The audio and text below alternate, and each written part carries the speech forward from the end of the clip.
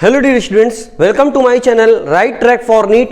Last video में हमने fruit को डिस्कस किया था। उससे पहले हमने root, stem, leaf, inflorescence, aestivation, presentation, बहुत सारे टॉपिक्स को डिस्कस किया था, जिनका लिंक मैं डिस्क्रिप्शन में दे दूंगा। अब हम डिस्कस करने जा रहे हैं सीड को। सीड का फॉर्मेशन कैसे होता है, सीड क्या होता है, इनको हम डिटेल डिस्कस करेंगे। लेकिन इससे पहले अगर आपको कोई डाउट हो, कोई क्वेश्चन हो, कोई क्वेरी हो, तो कमेंट करके ज़रूर पूछिए। क्वेश्चन को इंपॉर्टेंस दीजिए, खूब पढ़िए, खूब क्वेश्चन लगाइए। बगैर क्वेश्चन के कुछ होने वाला नहीं है। अब हम देखते हैं कि सीड हमारा क्या होता है। मैंने वहाँ पर बताया था, जब मैंने फ्रूट को डिस्कस किया था, कि जो हमारा फ्रूट होता है वो फर्टिलाइज्ड ओवरी या मैच्योर ओवरी से बनता है। वैसे ही हमारा जब ओव्यूल मैच्योर होता है तो उसी को हम लोग बोलते हैं सीड। सीड में एक कॉटिलीडन भी हो सकता है, दो कॉटिलीडन भी हो सकता है, प्लूम्यूल होता है, रेडिकल होता है। ये कैसे होता है?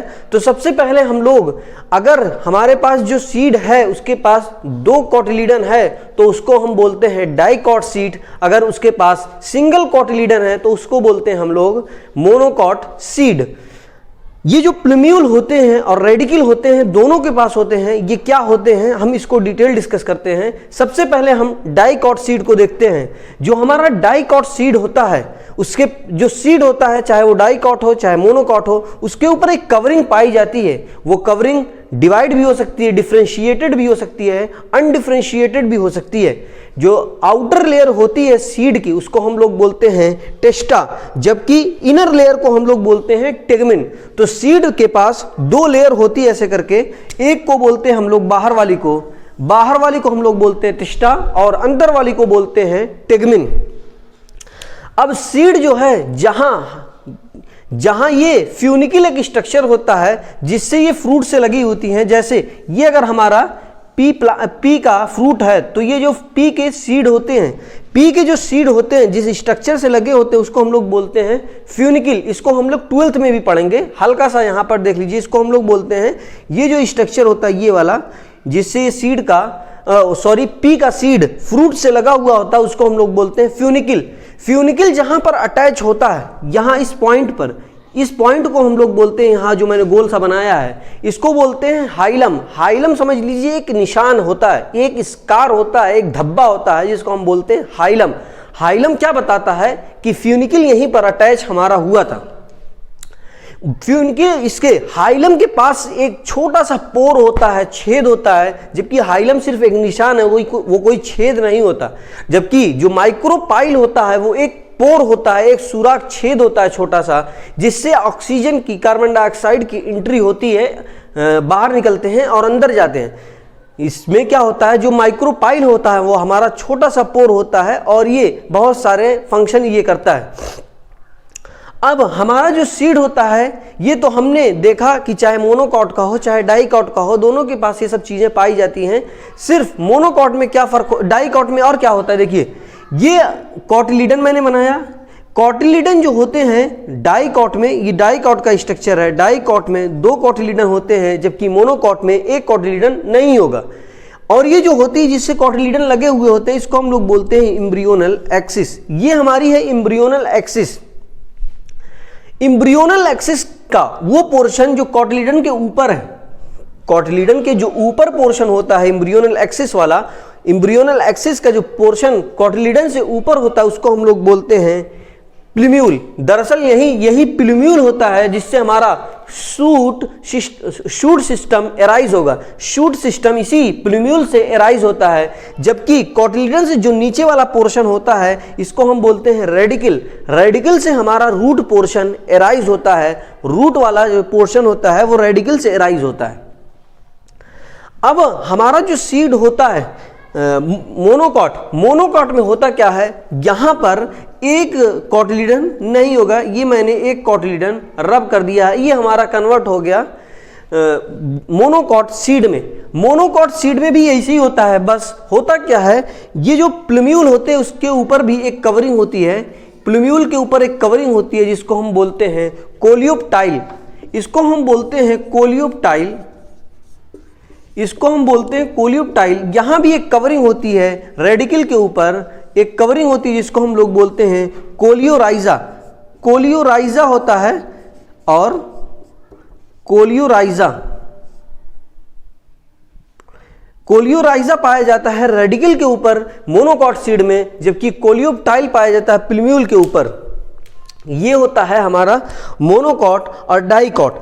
मोनोकॉट में एक खास बात और होती है कि ग्रासेस फैमिली में हम लोग ये जो कॉटिलीडन होता है उसको हम लोग बोलते हैं शील्ड शेप होता है, जैसे बैटल फील्ड में यूज होता है कि वार उससे रोक लिया जाए। एक लोहे का ऐसे स्ट्रक्चर होता है, लोहे का एक ऐसे स्ट्रक्चर होता है जिसको हम लोग बोलते हैं शील्ड शेप होता है ग्रासेस फैमिली में। उसको हम ऐसे कॉटिलीडन को हम लोग बोलते हैं स्क्यूटेलम हम लोग उसको बोलते हैं ग्रासेस फैमिली में कॉटिलीडन को, मोनोकॉट में। अब होता हमारा क्या है, ये जो मोनोकॉट और डाइकॉट सीड होते हैं इसमें एक फैक्टर होता है इंडोस्पर्मिक, और एक चीज होती है इंडोस्पर्मिक और नॉन इंडोस्पर्मिक सीड। इंडोस्पर्मिक और नॉन इंडोस्पर्मिक क्या होता है, दरअसल हमारा जो एंजियोस्पर्म में सीड बनता है वो डबल फर्टिलाइजेशन से बनता है। एक फर्टिलाइजेशन से हमारा जाइगोट बनता है, दूसरे वाले फर्टिलाइजेशन से हमारा इंडोस्पर्म बनता है। ये इंडोस्पर्म जब हमारा सीड ग्रो कर रहा होता है, अभी बढ़ रहा होता है, तो चाहे मोनोकॉट हो चाहे डाइकॉट हो, दोनों के पास होता है। अब होता क्या है, जब हमारा सीड फुल्ली मैच्योर हो गया, जब हमारा सीड फुल्ली मैच्योर हो जाता है, तो कुछ सीड ऐसे होते हैं जिनके पास ये इंडोस्पर्म होता है, कुछ सीड ऐसे होते हैं जिनके पास इंडोस्पर्म नहीं होता है। जितने भी डाइकॉट होते हैं, एक पॉइंट याद रखिएगा कि जितने भी डाइकॉट होते हैं सब के सब नॉन इंडोस्पर्मिक होते हैं। जितने डाइकॉट होते हैं सब के सब नॉन इंडोस्पर्मिक होते हैं, तीन को छोड़कर, कैस्टर, कॉटन और पपाया।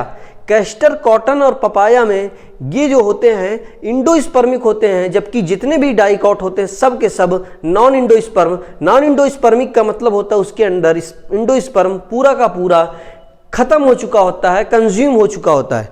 तो जितने भी डाइकॉट होते हैं सब के सब नॉन इंडोस्पर्मिक होते हैं, सिर्फ तीन को छोड़कर, कैस्टर, कॉटन और पपाया। और जितने मोनोकॉट होते हैं सब के सब इंडोस्पर्मिक होते हैं, यानी उनके अंदर इंडोस्पर्म बचा रहेगा सिर्फ ऑर्किड को छोड़कर। ऑर्किड के केस में ये होते हैं नॉन इंडोस्पर्मिक। तो जितने डाइकॉट होते हैं, मैं लिख दे रहा हूं, आप इसको जरूर लिख लीजिएगा पॉइंट, डाइकॉट, मोनोकॉट जो होते हैं, मोनोकॉट जितने होंगे सब के सब क्या होंगे, इंडोस्पर्मिक, सिर्फ कैस्टर को छोड़कर इंडोस्पर्मिक। जितने सीड होते हैं सब के सब इंडोस्पर्मिक होंगे, सिर्फ एक्सेप्ट जो है ऑर्किड, ऑर्किड को छोड़कर जितने होंगे सब के सब क्या होंगे, इंडोस्पर्मिक। जबकि जो ऑर्किड होता है वो नॉन इंडोस्पर्मिक होता है। डाइकॉट में सब के सब क्या होंगे, नॉन इंडोस्पर्मिक, सिर्फ कैस्टर, कॉटन और पपाया को छोड़कर, कैस्टर,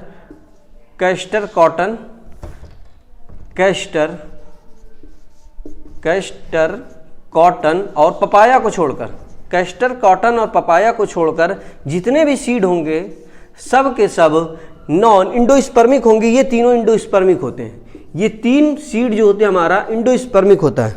हमने आज सीड को डिस्कस किया, इसका फिर से एक बार डिटेल डिस्कशन 12th में भी आता है। वहाँ पर सीड के एडवांटेजेस पूछे जाते हैं, सीड में को हम लोग कैसे और बनाएं, एपोमिक्सिस वहाँ फिर आती है कि हम लोग कैसे कैसे और सीड बना सकते हैं। लेकिन यहाँ पर सिर्फ थोड़ा सा इंट्रोडक्शन होता है, लेकिन फिर भी इंपॉर्टेंट होता है। अगर आप यहाँ पर अच्छे से पढ़े रहेंगे 12th में बहुत ज़्यादा आसानी होगी। इसलिए खूब मेहनत से पढ़िए, दिल लगा कर पढ़िए। कि एक पॉइंट इसमें याद रखिए, बहुत इंपॉर्टेंट होता है कि जितने भी डाइकॉट होते हैं सब के सब क्या होते हैं, नॉन इंडोस्पर्मिक होते हैं, सिर्फ तीन को छोड़कर नॉन इंडोस्पर्मिक होते हैं। जितने मोनोकॉट होते हैं इंडोस्पर्मिक होते हैं, ऑर्किड को छोड़कर ये नॉन इंडोस्पर्मिक होता है। ऑर्किड जो है हमारा नॉन इंडोस्पर्मिक होता है। इसके ग्रासेस फैमिली में हम कॉटिलीडन को स्क्यूटेलम कहते हैं, ये एक स्पेशल नेम है, इसको भी याद रखिएगा, अक्सर पूछा जाता है। मोनोकॉट में कोलियोप्टाइल प्लूम्यूल के ऊपर, कोलियोराइजा रेडिकल के ऊपर पाया जाता है, जो कि डाइकॉट से थोड़ा डिफरेंट होता है। बाकी डाइकॉट में दो कॉटिलीडन, मोनोकॉट में एक कॉटिलीडन। इसमें अगर आपको कहीं भी कोई डाउट हो, क्या किसी बायोलॉजी में को लेकर कोई भी डाउट हो, कोई क्वेश्चन हो, तो तुरंत कमेंट करके जरूर पूछिए, बिला झिझक। क्वेश्चन खूब लगाइए, उसको इंपॉर्टेंस दीजिए। ठीक है, थैंक यू।